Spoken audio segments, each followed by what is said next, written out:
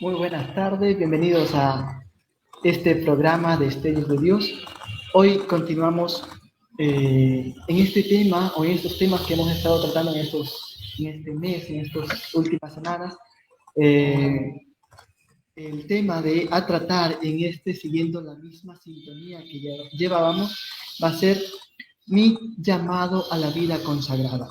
Y en esta ocasión tenemos el gusto, la dicha de tener a un religioso, a Fray Evaristo Zambrano, quien nos va a acompañar en este día, en este programa. Fray Evaristo, muy buenas tardes.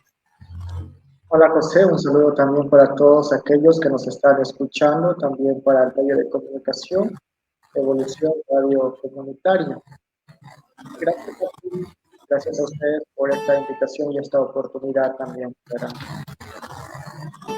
Claro que sí, solamente para recordar a nuestros oyentes los temas que hemos tratado en estas semanas anteriores, pues va a ser mi llamado o el llamado a trascender, llamado a ser influencia y no temas al llamado.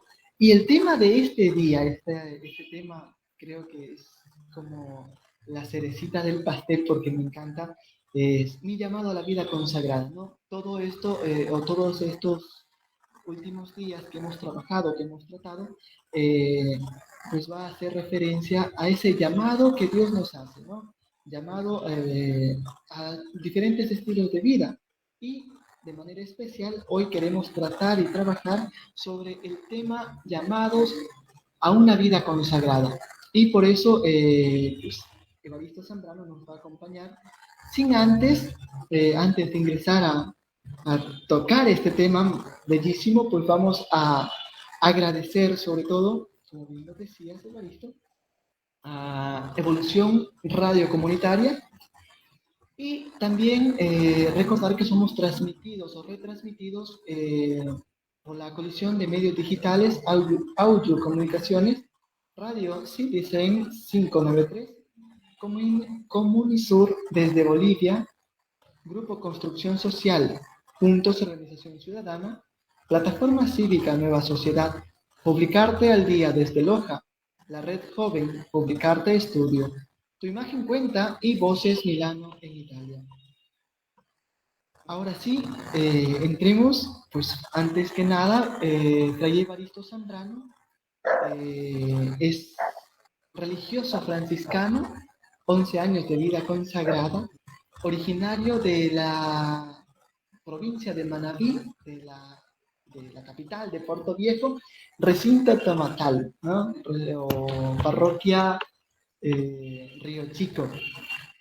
Cuenta con estudios de filosofía, teología y actualmente responsable de la radio Misión San Antonio en el Cantón Zumba. Fray Evaristo, bienvenido y pues queremos saber un poco de tu vida, saber un poco de tus orígenes, un poco antes de la vida religiosa. ¿Quién era Fray Evaristo Zambrano antes de ingresar a la orden franciscana? Bueno, era el que sigue siendo, pero sí. Eh, Muchas veces se puede correr el riesgo o el peligro de pensar de que el religioso siempre ha sido religioso y se olvidan también, o se puede correr el riesgo de olvidarse la parte de lo cotidiano, de lo ordinario, que el religioso también responde a una familia, que también se viene de un seno familiar y que este seno familiar tiene su historia.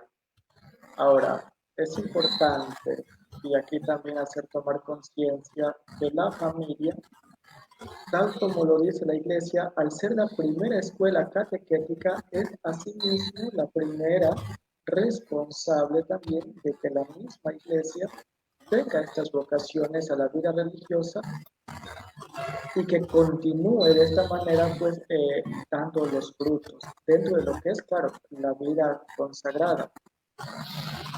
Hoy en día, tú sabes, José, tenemos otro tipo también de vida consagrada. Están aquellas personas que no necesariamente responden a una comunidad o una orden religiosa, como es mi caso, sino que también desde su trabajo ejercen un compromiso con Dios directamente y forman un conjunto de personas que se les llama laicos consagrados, pero que siguen sirviendo al núcleo de la sociedad y desde ahí aportan y hacen y trabajan en la construcción del reino de Dios. Sí, efectivamente, ¿no? Tenemos diferentes dones y carismas sobre todo, y que luego vamos a seguir explicando sobre esto. Por consultarte también, y creo que esto pues nos llama mucho la atención, o llama mucho la atención, ¿cómo se da el proceso vocacional? De manera personal en ti, ¿cómo se da? Porque el llamado justamente es personal, cada quien recibe un llamado único de Dios, que al final es el llamado general, el llamado a la santidad, pero se da de manera independiente en cada uno. ¿Cómo fue ese llamado o cómo has sentido, cómo sentiste ese llamado a la vida consagrada? ¿Cómo fue este proceso vocacional que tú realizas? Mira, que eso es lo más interesante, lo que acabas de decir, el llamado que se hace de una forma personalizada, es un llamado amoroso, podemos decir es un llamado amoroso, porque cada persona recibe un llamado distinto, no es algo genérico, no es algo colectivo, sino que cada persona tiene una experiencia de Dios distinta de otra. Entonces, es como lo que nos dice los que dicen las escrituras, ¿no? Me llamaste por mi nombre. Quiere decir, o sea, ya no estamos hablando aquí, sí, para no caer en polémica de lo que es la predestinación, sino un llamado amoroso y en una respuesta libre de aquel que escucha este llamado. Hay muchas personas que han escuchado y han respondido positivamente, otras no lo han intentado incluso por miedo o por falta de conocimiento dentro de sus comunidades, dentro del núcleo social en que se desenvuelven. En mi caso, dentro del campo religioso, pues he tenido una experiencia, dando gracias a Dios, muy religiosa con mi familia y también con mi parroquia. Ciertamente nunca fui cercana a mi parroquia, no pertenecía a ningún grupo juvenil. Más adelante solamente ayudé a lo que es un poco la catequesis, pero en la parte de los barrios, nunca con el contacto directo con el personal de la parroquia. Sin embargo, las cosas de Dios funcionan de esa manera.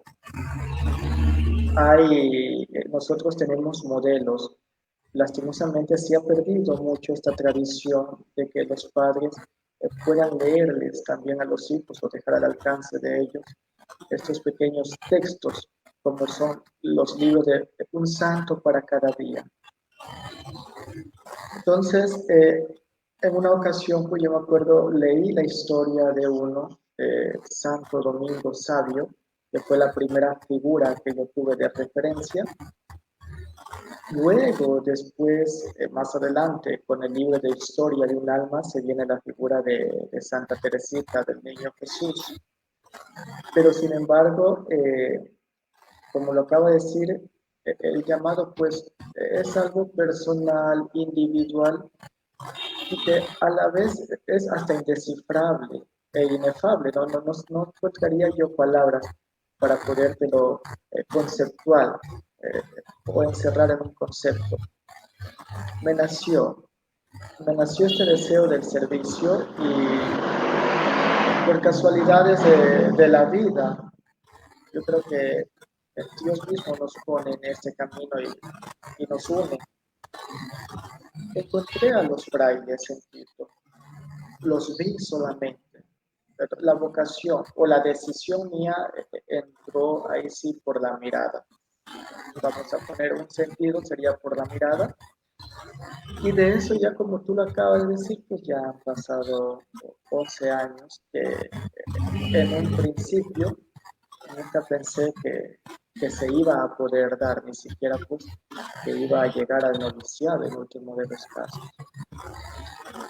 11 años ya como consagrado, obviamente, porque de allí existe un proceso anterior a esto que se lo llama pues aspirantado y todo el proceso que lo haces incluso desde tu casa, ¿verdad?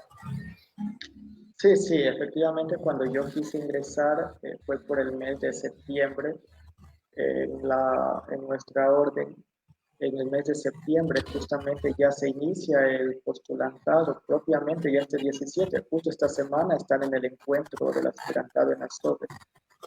Eso quiere decir que cuando yo me acerqué a la curia para poder conversar un poco y averiguar sobre el proceso para ingresar, ya los chicos ya estaban dentro de lo que era el proceso de selección, lo que, eh, lo que ocasionó pues que yo esperara un año. Y si me dice, de pronto me preguntas, ¿estás arrepentido de esperar un año o no? No estoy arrepentido. Estoy más bien agradecido por el año en el que me tocó ingresar y con las personas que también me tocó ingresar y conocer en el proceso. Siempre es una bendición quien te acompaña, ¿no? Y referente a esto, quien te acompaña, retrocedamos un poquito. Si bien es cierto, lo decías un poquito de tu entorno, los acontecimientos que se dieron, que la vocación es una gracia, el llamado es una gracia de Dios, obviamente. En torno a esto, en tu familia, además de ser una familia religiosa, una familia poco comprometida, que si bien no participaba activamente de la iglesia, podríamos decir en grupos, pero era una familia católica bastante eso, de esa creencia, ¿verdad? Aparte de esto, de tu familia núcleo central o en tu familia, ¿existen religiosos o alguien que haya influenciado un poquito anterior a este llamado?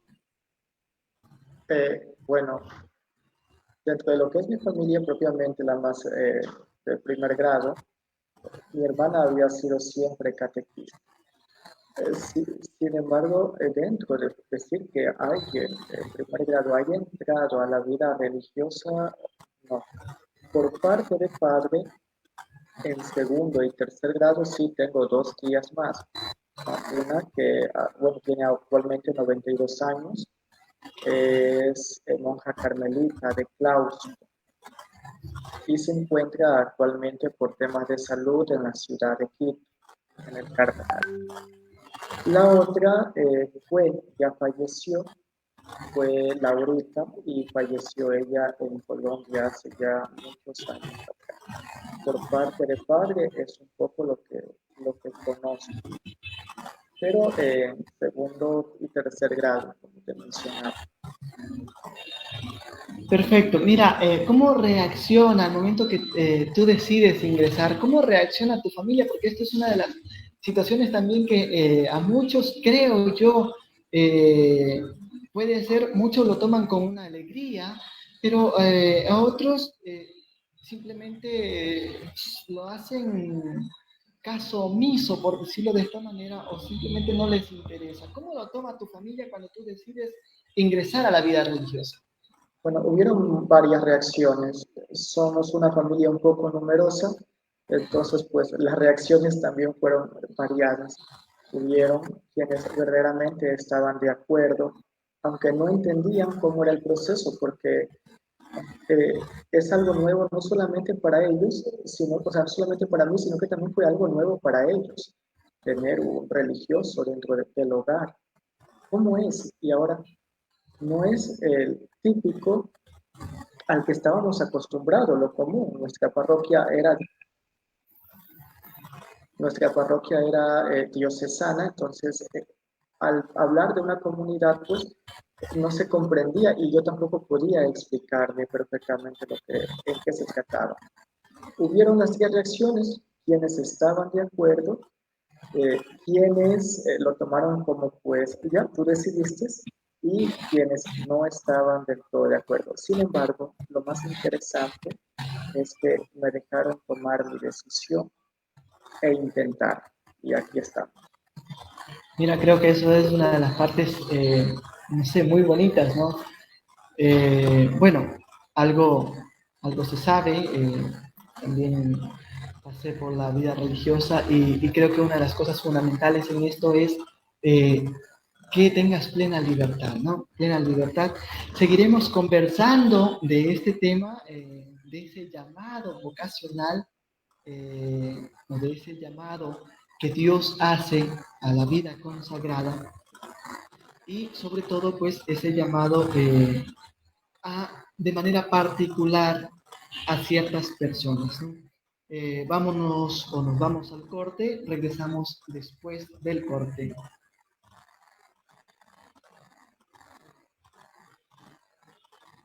Empezando con este programa, agradecer sobre todo a Evolución Radio Comunitaria y a todos los medios digitales que nos retransmiten.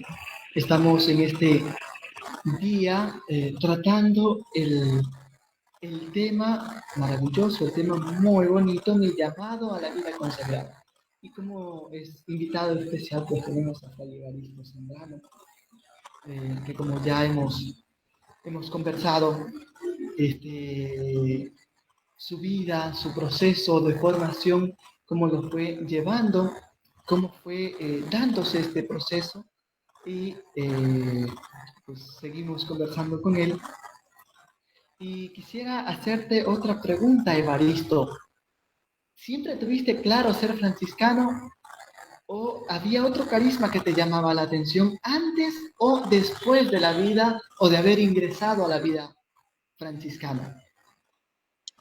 Como te mencionaba en un inicio, no conocía yo el carisma de Francisco.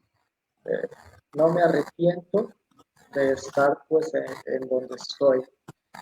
Sin embargo, efectivamente, el otro carisma totalmente distinto que yo conocía era el carisma de los carmelitas descalzos, que justamente fue una de las comunidades a las que quise ingresar, pero que, bueno, soy un poco despistado, entonces nunca encontré la casa, me dieron una dirección para ir a la casa y cuando la estaba buscando, como siempre he manejado antes mi independencia, he querido ir solo, no la encontré, tampoco pregunté y fue después que encontré y conocí el carisma franciscano y me encantó, me encanta, pero sí, una primera propuesta fue ser carmelita descalzo, que como te digo, nunca encontré la casa vocacional, pero no me arrepiento y Dios sabe cómo mueve sus hilos y cómo hace las cosas. Sí, creo que esa es una de las cosas importantísimas que a veces, lo voy a decir de manera personal, a veces uno olvida esa parte, que Dios pone en el camino las cosas, las circunstancias y sobre todo pone a las personas también adecuadas, idóneas, para que podamos avanzar en la vida de manera general. Mira, de hecho, la semana anterior tratábamos el tema de a qué nos llama Dios, o no temas al llamado, pero hablando de un tema de llamado no solo a la vida consagrada, sino todo llamado o toda acción que nosotros vamos haciendo o toda profesión que nosotros vamos haciendo también es un llamado de Dios, también es algo que Dios nos va llamando y sobre todo pues que Dios ha puesto en nuestro corazón, en nuestra mente el deseo de seguir por ese camino y pues mucho más en la vida consagrada, ¿no? Entonces, y Dios va poniendo las cosas, Dios va haciendo realmente el camino para que nosotros vayamos avanzando y pues vayamos descubriendo realmente lo que es para nosotros. A veces somos obstinados en algunas cosas, sobre todo en un momento nos alejamos de Dios y somos obstinados y queremos hacer las cosas a nuestro gusto, a nuestra complacencia, pero siempre nos encontramos con que Dios tiene los planes de manera diferente para nosotros. Y es allí donde que a veces nos chocamos un poquito y justamente nos estrellamos y pues tendemos a equivocarnos y a fracasar en ciertas acciones cuando realmente queremos hacer nuestros deseos, más no los deseos de Dios. Siguiendo un poquito adelante, Evaristo, en tu proceso de formación, ¿qué es lo que consideras que se te ha hecho difícil superar? ¿Qué es lo que ha sido complicado en este proceso de formación humanamente, ¿no? Porque con Dios todo se puede, pero desde la parte humana, ¿tú qué has sentido o qué has visto que haya sido difícil para ti? Pues, lo más complicado desde la parte humana fue, como te dije, saber donar mi independencia, porque pues como te he mencionado, o sea, yo mantenía una independencia, mantenía mi propio horario, manejaba mi economía. Entonces, al momento que se ingresa, tú dejas de depender de ti y empiezas a depender de las personas que están a tu cargo, Ujú. incluso hasta pues para poder salir, porque estás en un proceso de formación. Y de eso estamos hablando de 5, 6, 7 años. Entonces, lo más difícil, sobre todo, fue en el segundo año, fue eso, o sea, darme cuenta hasta qué punto yo estaba de decir, sacrificar con mi voluntad, que esa, en cierta manera, aquí es donde también se pone en prueba la famosa donación o el famoso voto que tenemos del sí propio, renunciar incluso a la misma voluntad.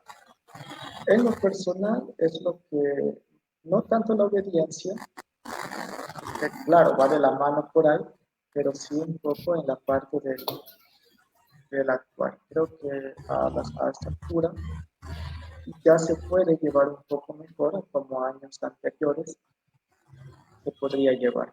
Es lo más complicado en mí. Ajá, mira, justamente tú mencionaste el sí propio y tomando en cuenta de que eh, sí, el carisma franciscano vive este carisma, este voto del sí propio, a diferencia de otras comunidades que hacen voto de pobreza. ¿Podrías explicarnos un poco cuál es la diferencia justamente en el sí propio y la pobreza, por favor? Bueno, dentro de lo que es la pobreza, incluso Francisco es muy radical en eso. Francisco pide a los hermanos, a los primeros hermanos, el voto de pobreza en el tratar de no poseer eso. Ahora, nuestra regla no es solamente letra. Si nuestra regla es solamente letra, lastimosamente con el pasar del tiempo, solamente ahora que estamos en la celebración de los 800 años de crédito, del cántico de las criaturas, del tránsito de San Francisco, en fin, hubiera ya muerto, sino que también ese espíritu. Y el espíritu de la regla es saber interpretar correctamente, de acuerdo al tiempo, lo que la sociedad te exige. Ahora, la pobreza radical anteriormente era un llamado propiamente de atención para aquellos que viviendo en la prosperidad descuidaban al pobre. Estamos hablando de los tiempos en los que reinaba por sobre todo lo que es la parte del feudalismo y todo eso. Pero con la evolución del siglo y también con la evolución propiamente de la iglesia, nace la famosa controversia de que tienen y tenemos que hacernos responsables de aquello que poseemos. Y claro, y viene luego la polémica con el famoso Papa Juan XXII, todo eso, y Guillermo empieza de ya, Ockham, ¿cierto? ahí también está él, y empiezan ya a darle posesión a los frailes para que los frailes mismos se encarguen, y ahí sí, de los conventos. Pero en un principio ni siquiera la porción vinculada era nuestra, sino nuestra, sino de los benedictinos, de manera legal. Y hoy en día el concepto de pobreza evoluciona no solamente a un carácter material, sino también espiritual al sí propio. Hay una de las admoniciones, si no estoy mal, habla, por ejemplo, de Francisco, en el que pide a sus hermanos incluso renunciar a la propia voluntad por caridad al hermano. Entonces, el sí propio encierra, como te digo, y en resumen, no solamente la ausencia de cosas que me estorban en mi crecimiento espiritual y personal, sino que también dentro de mis emociones y mis decisiones. Es, es la obediencia que no es una obediencia ciega. Francisco no pide una obediencia ciega, sino es una obediencia caritativa.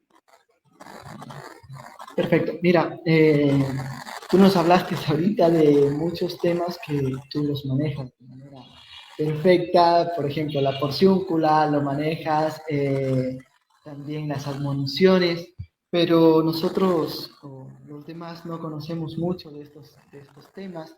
Por favor, ¿nos podrías explicar qué es la porciúncula? Bueno, admoniciones pues entendemos como llamados de atención que de su tiempo o recomendaciones que hacía en su tiempo a los demás. Pero sobre todo la porciúncula, por favor, ¿nos podrías instruir allí? Bueno, claro, se dice que bueno, la primera iglesia que conoció Francisco, tenemos la del Cristo de San Damián o la iglesia de San Damián, que está una dentro de las tres iglesias que él reparó físicamente, mientras el Espíritu le iba iluminando lo que debía hacer. Pero dentro de esas aparece la porciúncula, que significa pequeña porción de tierra. La porciúncula tiene la devoción a María Inmaculada, que se conoce también como Nuestra Señora de los Ángeles. Pero más de uno hemos visto a la Virgen María rodeada de los ángeles. Y se dice que en la porciúncula fue cuando se le presenta a la Virgen María junto con su hijo y se le presenta para concederle a Francisco que vaya a la sede y le pida la indulgencia plenaria cada 2 de agosto. Al principio fue para aquellos que iban a rezar en la porciúncula. Hoy en día eso se extendió a todas las iglesias franciscanas. Ahora, como te decía, la porciúncula o la iglesita o la capilla, la pequeña capilla de Nuestra Señora de los Ángeles, no es propiedad de los frailes, sino que era como un arrendamiento que estaba lejos de las murallas de la ciudad de Asís y que a cambio Francisco, como muestra de pago, le daba a los monjes una canasta de peces, tradición que se sigue conservando hasta el día de hoy, de una manera ya como un acto simbólico. Pero es de la única capilla de la cual Francisco menciona que si se los bota a los frailes por la puerta, ustedes entren en cambio por las ventanas. Y como la devoción a Francisco fue tan grande y a ti de Francisco, el objetivo de Francisco era llevar a Cristo y muchas almas han llegado a Cristo por la figura de Francisco. Recordemos que la figura de cada santo debe ser camino para llegar a Cristo y de Cristo al Padre. Fue mucha gente que iba a visitar la porciúncula, sobre todo por el tema de la indulgencia, así que para no atentar contra la estructura de la porciúncula, porque era un espacio pequeño, reducido, se encuentra dentro de una basílica mucho más grande, es decir, que dentro de esa basílica hay otra capillita que es la original. Perfecto. Mira, otra vez entro en este tema. Yo sé que tú lo manejas muy bien, pero muchos no lo tenemos un poquito claro. Indulgencia plenaria, por ejemplo. Tal vez algunos lo podemos comprender, pero ¿nos podrías explicar un poquito más a profundidad a qué se trata, qué hace referencia cuando hablamos de indulgencia plenaria? Ya, bueno, primero hay que completar, hay que seguir como una receta, podríamos vulgarmente decirle así, ¿no? Pero hay que tener unos pasos. Lo primero es irse primero a confesar, si es en una iglesia franciscana, rezar el credo, pedir por el Papa y la iglesia, escuchar misa y comulgar. Serían estos 5 pasos. Ahora, normalmente cuando uno va y se confiesa, obtiene lo que es el perdón de la culpa, pero se mantiene un poco la pena. Algo en términos contables podría decir, tienes una deuda, pero mantenemos los intereses. La indulgencia plenaria por nuestra fe, por nuestro credo de fe, es el perdón de la culpa y la pena. Serían estas 2 cosas, que es como te mencionaba. Yo le pongo cambiándole a términos contables, le traduciría entre lo que podría ser la deuda total sin interés, por un ejemplo. Eso. Entonces, aquí en Zumba se estuvo todo el día confesando el 2 de agosto, los sacerdotes, yo todavía no puedo, no soy, En Loja igual estuvieron hasta muy noche confesándose igual, porque tenemos una, sobre todo la parte de la sierra, maneja una rica tradición franciscana. Entonces, al hacer la invitación, Dios llama siempre todos los días. Uno depende si lo escucha o no. Y mucha gente ese día escuchó este llamado y aprovechó y asistió. Eso en cuanto a la... Muy, muy bien, creo que con eso nos queda un poquito más claro. Regresando al tema que tenemos o que estamos tratando hoy, sobre todo mi llamado a la vida consagrada, quería preguntarte, ¿cómo lo ves tú o cómo ve la iglesia este tema o cómo la iglesia está afrontando este tema de falta de vocaciones? Porque si bien es cierto, mira, yo vivo actualmente en Milagro, estoy viviendo, y la diócesis de San Jacinto, se llama la diócesis, tiene un problema un poquito grave, por decirlo de esta manera, que no tiene ningún seminarista, ninguna vocación. Justamente como diócesis, ¿no? Podríamos hablar de comunidades religiosas que tal vez sí, pero como diócesis no tiene nadie en formación. Eso es un problema, o lo vemos como un problema porque, si bien es cierto, la iglesia se sigue manteniendo por las vocaciones que ingresan. Y al no ingresar ninguno, no ingresar vocaciones, no ingresar seminaristas, se va convirtiendo realmente en un problema, o yo lo veo así, no sé. ¿Podrías, por favor, aclarar un poquito este tema? Bueno, ciertamente dentro de lo que... Bueno, primero, la iglesia es Cristo y está gobernada por Cristo. Mientras esté gobernada por Cristo, no se caerá. Eso para tener un poquito manejar eso. El Papa habla sobre una crisis espiritual actual, una crisis en la juventud que se deja vislumbrar por lo rápido, por lo instantáneo, por la cultura, incluso la famosa cultura del descarte. Y otros sociólogos, los sociólogos actualmente hablan de un pensamiento de una ciudad global, es decir,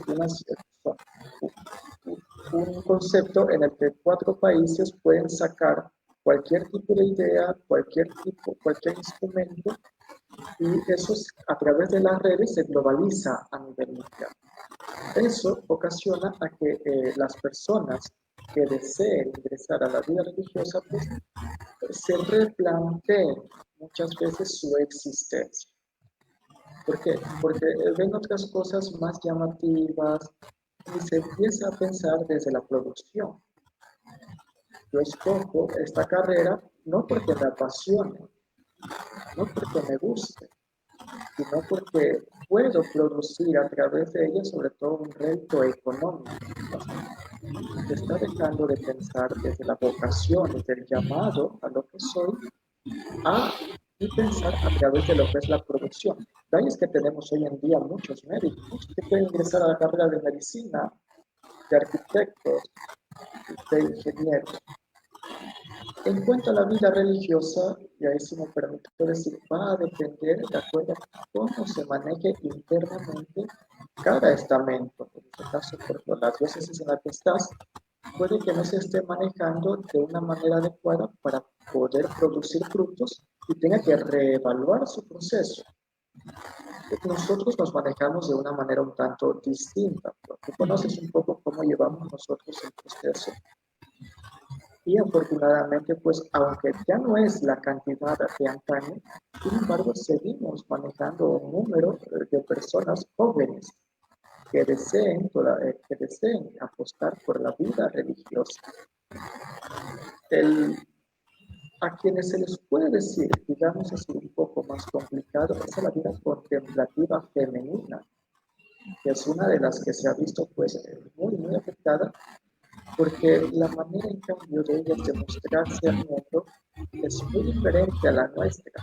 El hecho de que estén en contemplación impide que su figura e imagen sea vista, y la figura e imagen también llama. Bueno, nosotros nos ven con hábito, nos conocen, nos dejamos conocer, y eso también es una invitación. Eso sería. Perfecto. También en torno a esto mismo, tú de manera personal, ya independiente, en tu caso es difícil independizarse de la iglesia, ¿no? Pero, ¿qué crees que hace falta para tener más jóvenes o que los jóvenes tengan más interés por la vida religiosa, pero también por la vida matrimonial? Porque también se ha perdido la figura de familia, va desapareciendo. Entonces, ¿qué crees tú o dónde crees tú que podríamos trabajar como iglesia para fomentar este deseo vocacional a estos dos llamados? Ya, lo que pasa es que estamos en un cambio generacional. Hoy en día las generaciones de familias son jóvenes.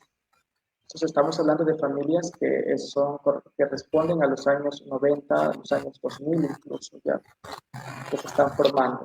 Entonces se debería prestar atención al tipo de educación que estas familias están dando a sus hijos. Son ya familias tecnológicas, pensamiento incluso hasta cibernético, es decir, de este concepto.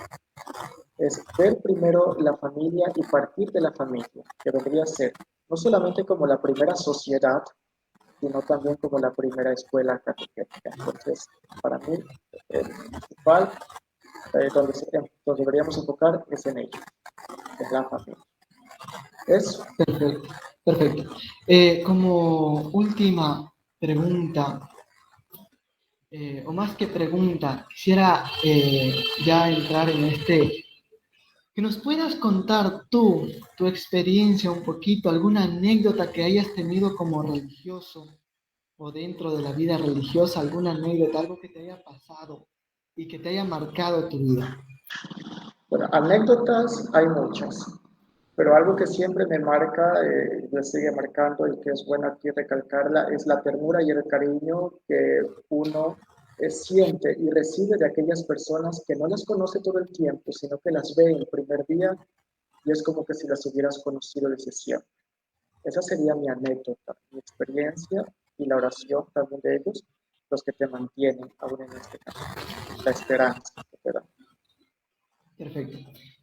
Como último, y aquí sí podríamos ir terminando, ¿nos podrías dejar un mensaje justamente en torno a ese llamado de Dios que hace a cada persona, y sobre todo de manera especial a los jóvenes que podemos estar o que pueden estar un poco indecisos en responder a esa llamada vocacional, a esa llamada de Dios que lo hace a cada uno, ¿no? O a escuchar, ¿cómo podemos escuchar esa llamada de Dios? Dos cosas aquí breves también en virtud del tiempo. Lo primero es el no tener miedo incluso a pedir ayuda.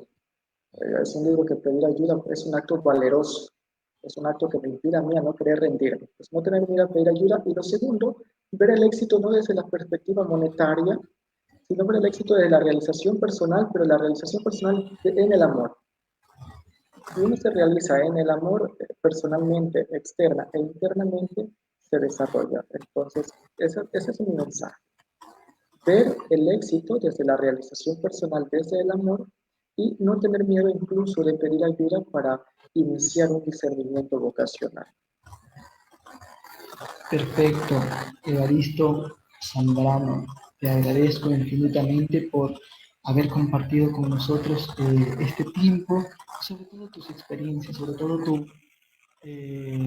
tu vida y sobre todo pues esa respuesta, también agradecerte de esa respuesta que siempre vas dando tú a Dios y a los demás, ¿no? O por medio de Dios a los demás, a los hermanos. Muchas gracias, José, y también agradezco a Evolución Radio Comunitaria y a quienes también se han vinculado a esta transmisión. Sí, agradecemos también, como bien decías, a la Evolución Radio Comunitaria y invitarlos a que se conecten con nosotros, a que compartan con nosotros nuestras redes sociales, @Destellos de Dios, y sobre todo pues ahí nos van a encontrar en Instagram, en Facebook, TikTok. También estamos en YouTube. Un abrazo fuerte, bendiciones. Gracias infinitamente, Evaristo.